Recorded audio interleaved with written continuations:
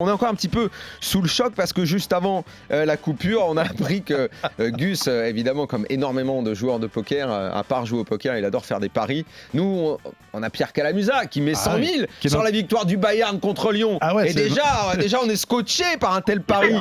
Mais on apprend que Gus Hansen, il met 1 million sur la victoire de Nadal en 2009. C'est la seule année où Nadal ne gagne pas. Tu le savais ça, Steph ? Ouais, je savais. On avait longuement parlé d'ailleurs parce que en fait, il a commencé à réfléchir aux bêtes un certain nombre de semaines avant le tournoi. Et toi, tu lui as conseillé de faire Nadal. Tu t'y connais en tennis en plus. Bon, moi, je me suis pas mouillé sur un truc comme ça, mais c'est vrai que. Mais c'est vrai que quand la question était, en gros, il a posé la question à plein de gens qui étaient dans le tennis. Bon, moi, j'y étais plus vraiment, mais j'avais quand même encore beaucoup de potes. Je me rappelle, on avait été, je crois, un soir, on était déjà d'ailleurs à Monaco avec un pote du tennis, Anthony Dupuis, un ancien joueur.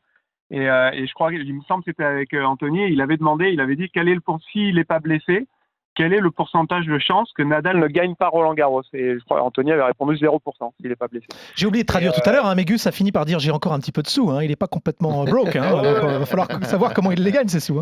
Non, mais Steph, ce que tu racontes, c'est vrai parce que à cette époque-là, tu étais obligé de. Après, bon, peut-être pas 0% parce que ça reste du tennis et tu connais mieux que moi ce sport. D'accord. Mais évidemment, Nadal, c'est 90%, tu le mettais vainqueur en 2009. Bah, bien entendu, c'est une histoire de fou. Tu regardes entre son premier Roland et la fois où il a perdu contre Djoko, c'était le seul match qu'il a perdu. Il a gagné, c'était la seule fois qu'il a perdu. Il a perdu Söderling en 2009 et il repère en 2015 en quart contre Djoko. Ouais, c'était fou. Voilà, donc c'était clairement pas le bon timing pour Gus. Bon, allez, on revient à Gus Hansen et au jeu. On parle du présent maintenant. Gus, comment tu juges l'évolution du poker quand il jouait dans les années 2000? Il joue encore maintenant, il ne faut pas dire qu'il ne joue plus, attention. Mais il y a beaucoup plus de joueurs qui jouent, ça a l'air encore plus professionnel.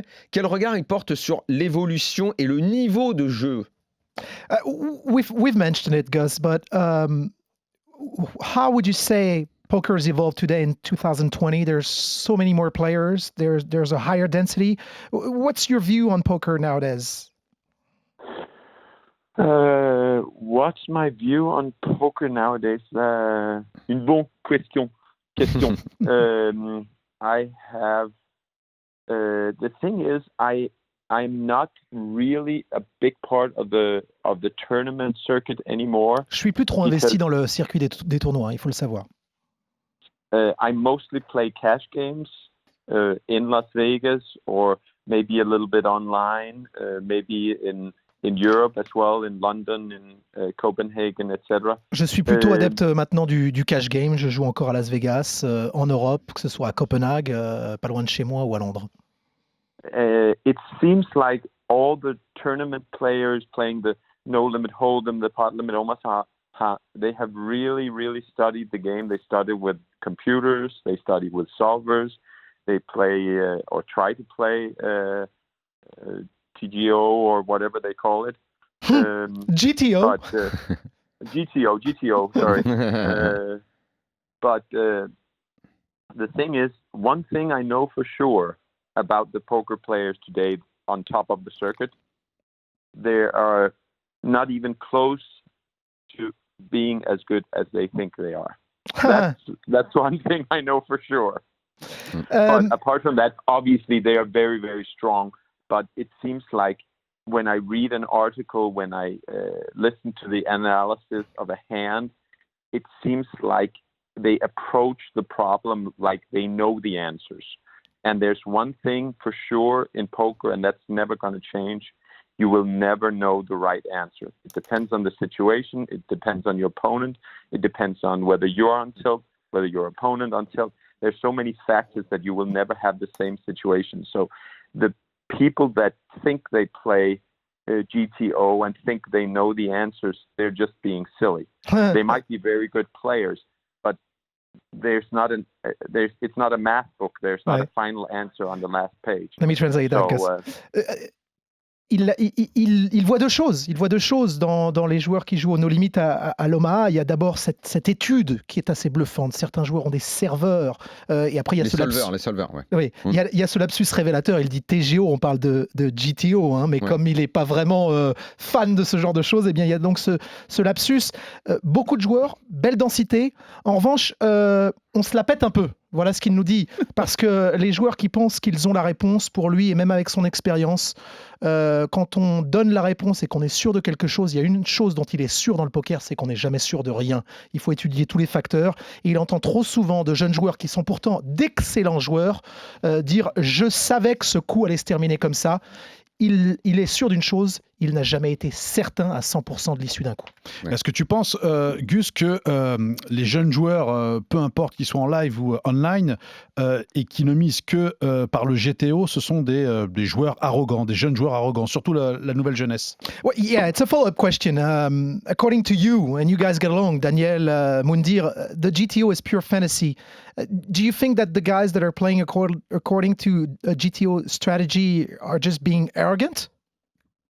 Oh, they are definitely arrogant, and I think they should try, but I don't even think a computer is never ever going to be able to play GTO. So they talk to the computer like the computer is God, and I just don't think you can use that in a game where psychology plays such a big role in making the right move.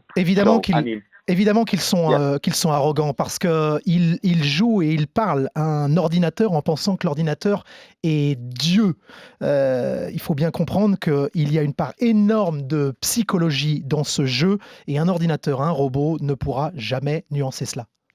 Justement, puisqu'on parle d'une façon de jouer peut-être un petit peu automatisée, est-ce que, toujours en référence aux années qui ont marqué les débuts du poker, est-ce qu'il trouve qu'il y a moins de bonne humeur à la table face à des joueurs qui sont souvent camouflés ou qui ont justement cette façon un peu robotique de jouer? Il y a moins de fantaisie, moins de bonne humeur à table, selon lui?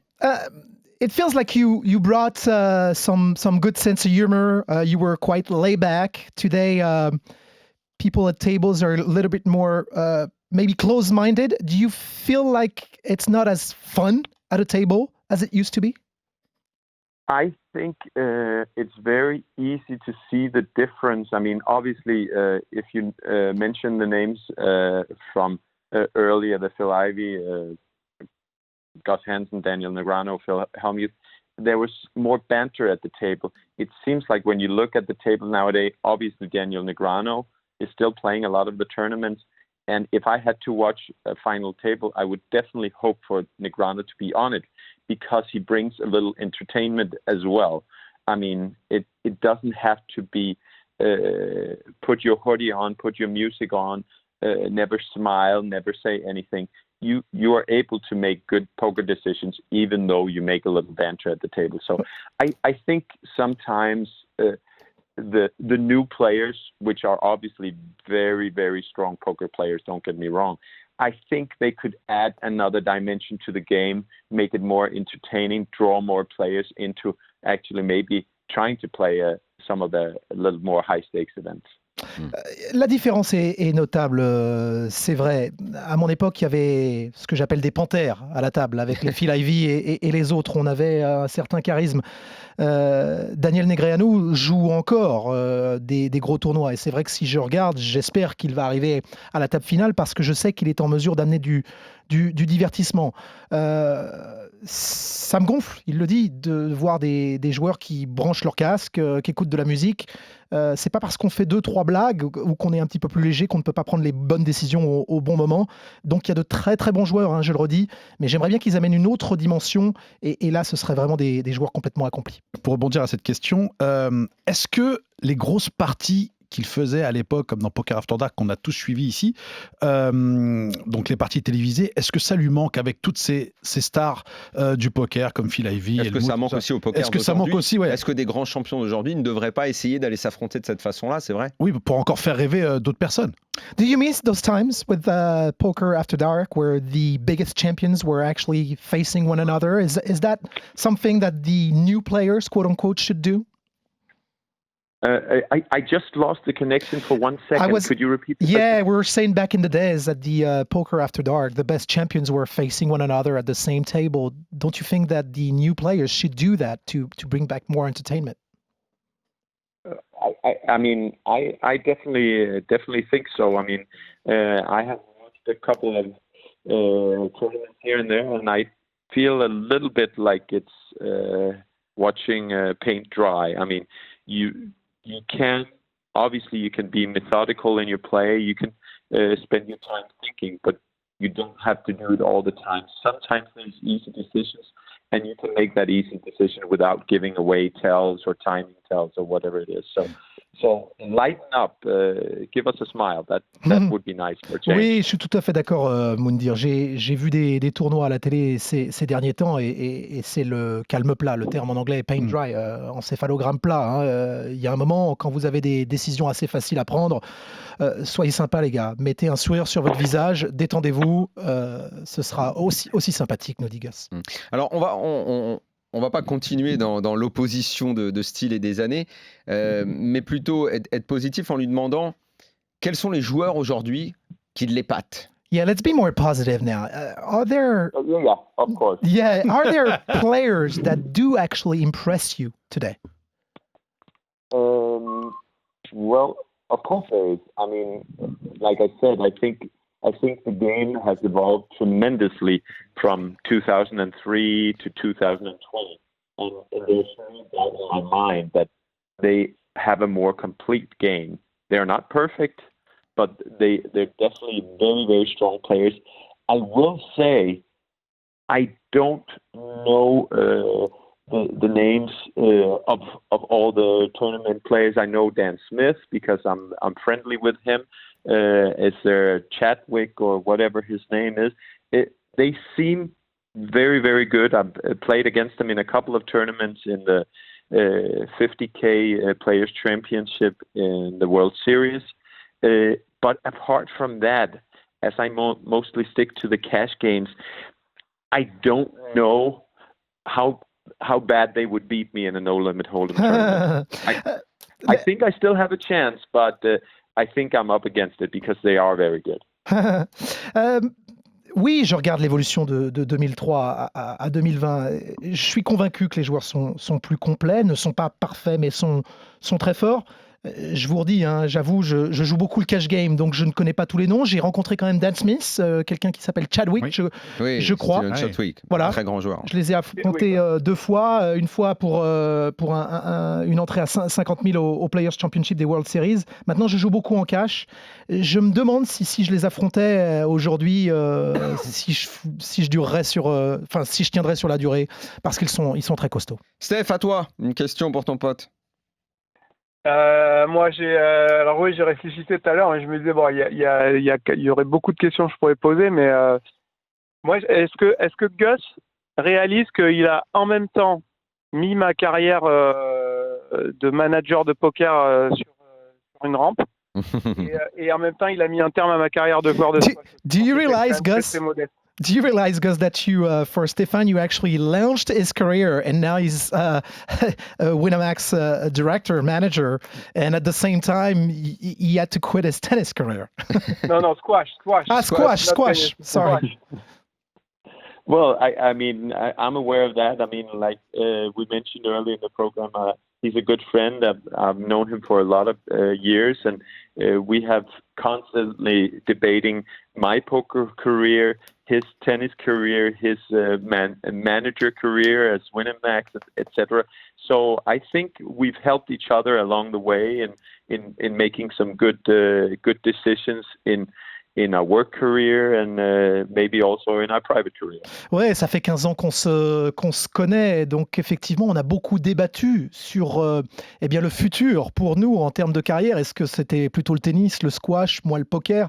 On en a pas mal débattu et maintenant que je le regarde, je crois qu'on a fait les bons choix, notamment pour nos vies privées. You want to tell us if it's a daughter or a son that you're going to have? Because you're talking about private life. Est-ce qu'il va avoir un garçon ou une fille?